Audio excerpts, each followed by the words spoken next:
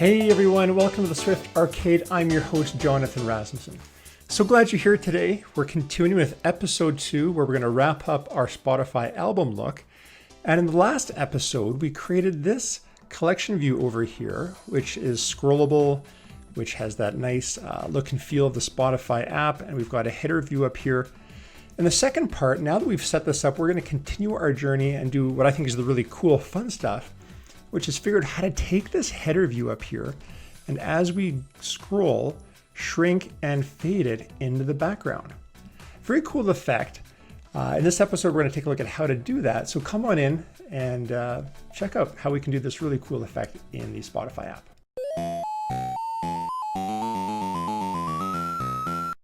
Okay, so before we get to the solution, I would actually like to just pose you with a challenge and spend just a few minutes thinking about how you would go about solving this problem. One of the reasons why I create these videos is I find it really fun to take these things I see in everyday iOS apps and try to build them myself. And it's a phenomenal learning process. And I'd like you to experience a little bit of that too.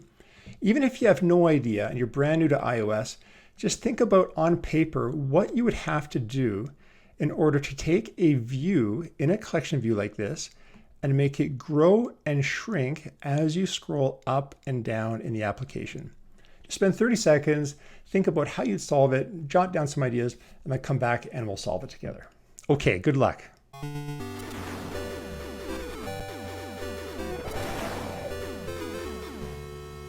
Okay, were you able to come up with some ideas? Don't worry if you weren't. I didn't have any idea before I started solving this myself. Let's take a look at one way we can solve this problem. So the main thing to note here is as we're scrolling, we need some way to tie the scroll to this image. So we're probably going to want to hook into the scroll view in here, in the collection view, detect that scroll, and then somehow tie to that image. That's going to be step one. The next step also is to figure out how do we get an image in here that's part of our collection view. Remember, this image here, this header view, it's part of our collection view. So when we scroll it all the way up, it scrolls right off the screen. How do we get that image to stay so that as we're scrolling up, it looks like it's there, but it also kind of disappears as we scroll it up? That's the next thing we're going to have to solve. And finally, thirdly, notice how when we scroll up also, the image fades in and out. So everything is tied to the scroll. The scroll is going to be really key. Let's jump in and take a look and see how we can solve this.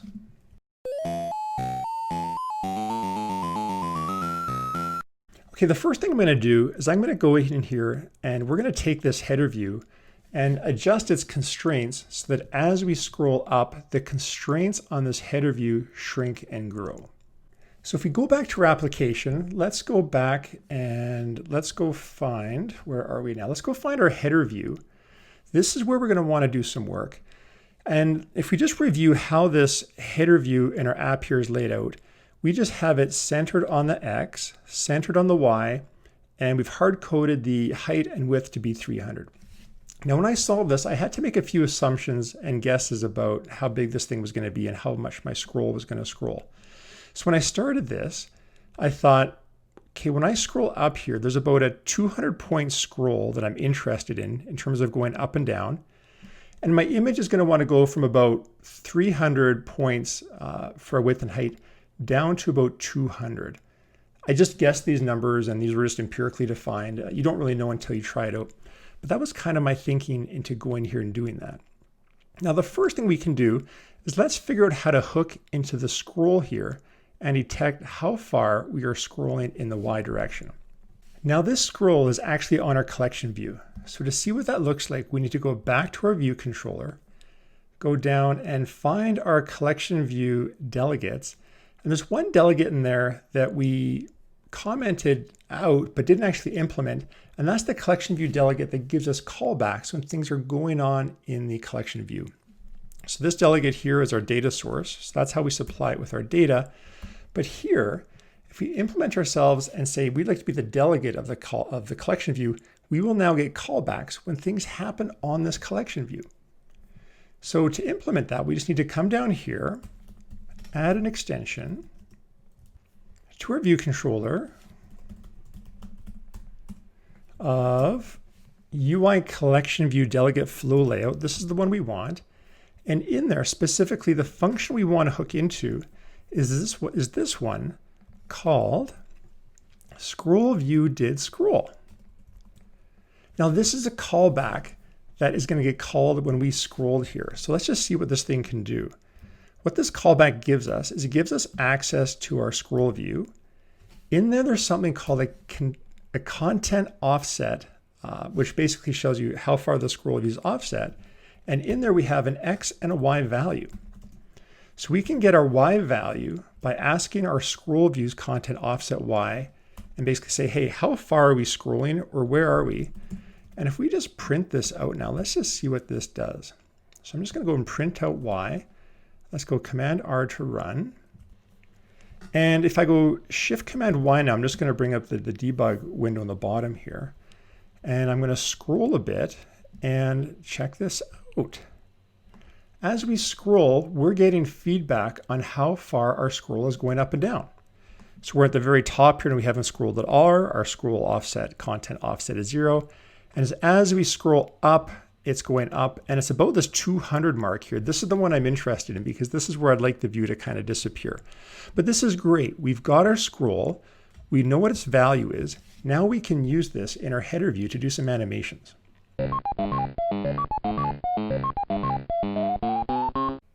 Now, before we can pass this offset to our header view, we need to keep track of it and get grips of it. I'm going to go Shift Command Y again to get rid of that. We need to get our hands on it in the view controller here. So I'm just going to go back into the view controller, and somewhere in here, let's create an instance of our header view. And we'll make it optional for now, just to say that this thing doesn't need to be instantiated when we initially create the view controller. But later on, we do want to get our hands on this. So let's go find out where we actually create our header view in the code here. Down here, here's where we create our header view. When we get this variable, let's go ahead and dequeue it and get it just like we did before. But now let's save it. Let's go self.headerView. This is the one we just defined above. Let's set this equal to the header view, the one we've just dequeued. And now we've got our hands on it. And now we can do something interesting with it. Like when we're down here and we're printing the Y, what if we pass this Y off to our header view? In fact, let's just pass the whole scroll view. So we want to write a method, something like this, header view. We'll just use the same signature that we have here, scroll view did scroll. And let's pass in the scroll view that's passed to us as part of the scroll view. So let's now go ahead over to the header view and let's create a function that does just that. So let's now jump over to our scroll view. Let's come down and create another extension for this just on this scroll bit here. So we can go extension, header view. This is the function we're going to add. Just the same one that we had in our view controller. We'll just put some brackets around here. And if we just reformat this, I'm just going to select this and go Control I. There we go. So now view controller, when we make this call, I'm going to go Command B just to run this. This should actually work. Oh, we have to unwrap it first. So actually, we don't have to unwrap it. With optionals, you can just put the question mark after the object that's an optional. And if it is an actual object, it will just go ahead and call it. So by putting the question mark there, we can now call our optional header view, scroll view did scroll, and that is going to pass the scroll view over to us in the header view. And just like we did before, now we can unwrap this Y and do something interesting with it. Now what we really want to do here is we want to tie the scroll to the height and width of our header view here and basically make it so when we scroll, that thing gets bigger and smaller, that image view. And we're going to want to do that with some constraints. But let's just open up an image here and let's just talk a little bit about the theory behind what we're doing. So we've already detected the scroll. We know when the scroll view is scrolling. What we need to do now is we need to normalize that scroll so that the amount we scroll is actually tied to the sizing of the image. And the way I think about it from a math point of view is this. We know our image wants to go from 3 down to 200. Those are the numbers I picked. I know I've got a constraint of 300. As it shrinks and grows, I want it to go between those two numbers. So that's my size. And the difference in the size between 300 and 200 is 100. So I know I'm going to want to resize between those two values. Now, as I'm scrolling in the Y direction, I also know I'm going to be scrolling from 0 to about 200 points. So that difference is 200. Now all I have to do is link those two together. And because I'm scrolling over 200 in the scroll, but I want my size just to go between 0 and 100, to translate the Y into a resize of the psi, I simply need to divide that Y value by 2. That's how I'm translating the scroll on the Y into something the size can understand. And with this little bit of code here, I can take my normalized scroll, which is going to take the Y, divide it by 2, and then apply that to my hard-coded value of 300, and that should shrink and grow as we scroll up and down. Let's go try it out in code. So first I need to grab my height and weight constraints and make those variables in my header view so I can manipulate them down here in the scrolled view. So let's do that first. Let's go up to the top. Right under our image view, let's just create two variables, something called our width constraint, another called our height constraint. These are NSLayoutConstraints. They're going to be optional because we haven't set them yet when we construct the header view, but we can get our hands on them down here when we actually create the constraints. So instead of setting these in here, I'm just going to pull these out and capture them as variables up here. So we want our width constraint to be equal to the width anchor one here. And we want our height constraint to be equal to the height constraint here. So we've grabbed the constraints, we've got them, we can keep them as references now in our class. And now down here, we actually do want to activate them. So I'm just going to type out my width constraint, my width constraint. I'm just going to put it down here, and that's going to activate it because it is in this array here, which is going to activate everything in here. Now this is optional, but I know I've got it because I just created it up here. So I'm just going to go ahead and put pound there. And then we'll do the same thing with height. We'll go height constraint pound. That should activate our constraints. Everything should be exactly the same. All we've done now is capture these as variables. Now to make use of those, let's scroll back down here. Now we can actually use those and tie those to our scroll down here. First thing we're going to need to do is we're going to need to unwrap them because these are optionals in our class. So because they're optionals, we can just unwrap them by going guard let width constraint is equal to width constraint. That'll take that optional and unwrap it. Height constraint, height constraint. If there is no values there, we're just going to return, but that's effectively going to unwrap them. Now the fun part, we can actually do that calculation and tie the scroll that comes in here, that Y value, by basically dividing it by 2 and getting a normalized scroll for our height and width constraint here. So we're just going to take the height and width, which we defined above, and we're just going to, because we know we're going to go between 300 and 200, take the 300, subtract the normalized scroll, and hopefully that'll do it. Let's go Command R and see what happens. Okay, so we've got our scroll. I'm going to scroll up. Hey, nice. It's actually shrinking. Don't worry about it not staying where it is. We're going to solve that next. But we've got the scroll tying into the image resize. And as we scroll up and down, that Tron image is getting bigger and smaller just by moving up and down like that.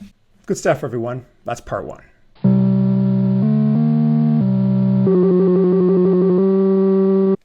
Okay, for part 2 now, let's talk about how are we going to get this header to kind of float and not disappear as we scroll up and down. This one's a bit trickier because it's kind of tough. We've got a header view, which for spacing reasons, we want to stay and remain as part of our collection view. But at the same time, we want to somehow keep something around so this doesn't disappear. Now, what I came up with to solve this was to actually take our header view and use it twice, once in the collection and once as a visible floating header view, which could float on top of everything. Let me explain what I mean. So here's our collection view, which is tied to our wide scroll. And this is what we have going up and down right now. This works. But what we can do is we can take the same header view, create another instance of it in the view controller, and lay that out at the top, and that one's not going to disappear. That one's going to stick around. And then we can still tie the Y scroll into each of these. In this case, it'll be hidden, it'll disappear, but this one will still shrink and grow as it stays visible in the view controller. Then the way we can tie it to the scroll is as we scroll up and down, we can set a flag that just basically says if this is a floating header view and we get beyond a certain threshold, like 180, then we can make it disappear. So that's the theory or the idea behind how we can make that header view float and stick around. Let's now see if we can do that in the code. Okay, so to create a floating header view, let's first go over to header view and add a variable there called isFloating. We'll set it to false, but this is how we'll distinguish between a floating header view and a regular header view that's going to be part of our view collection. When we want our view to float, we'll just set this to be equal to true. Now let's head over to the view controller and use this floating header view in here. Let's go ahead and go back to our view controller, and right near the top where we instantiated our optional header view, let's go ahead and create a concrete floating header view. This one we can instantiate right in here. This is going to be a first class citizen and a part of the view controller. Let's go ahead and instantiate it there. And then unlike the other header view, which got DQ'd as part of our collection view, this one's a first class citizen. It is going to sit right in the view controller itself, and we can lay it out just like this.